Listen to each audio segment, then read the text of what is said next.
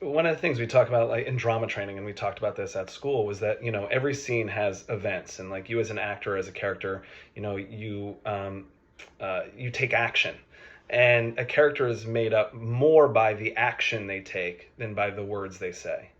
And so I think a lot of it is just about doing. Like you can only think yourself into existence so much, and at a certain point you have to do yourself into existence. And Yeah. yeah, and it's like the more you do stuff, the more you will figure out like, oh yeah, that's for me. And like, oh yo, that is not for me. And I think, that really helps define who you are. And I talked earlier about like having this kind of inner conflict, because there were sometimes I just wanted to be an actor. Like, gosh, why can't I just be an actor? And what ultimately ended up happening is I ended up looking at what I was doing on a daily basis. And I said, like, what you're doing is the behavior of a producer. It doesn't make me not an actor.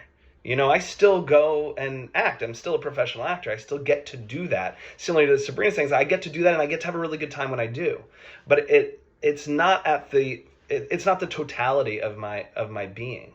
And I only figured that out by actually stop thinking about who I was and wondering about who I was, and literally just looked behind me and said, like, well, what have I done again and again and again and again and again?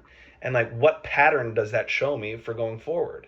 That was just an incredibly powerful and sort of surprising moment for myself, where I was like, oh, that's who I am, but my body had known all along. My behavior had known all along. My ego was in the way.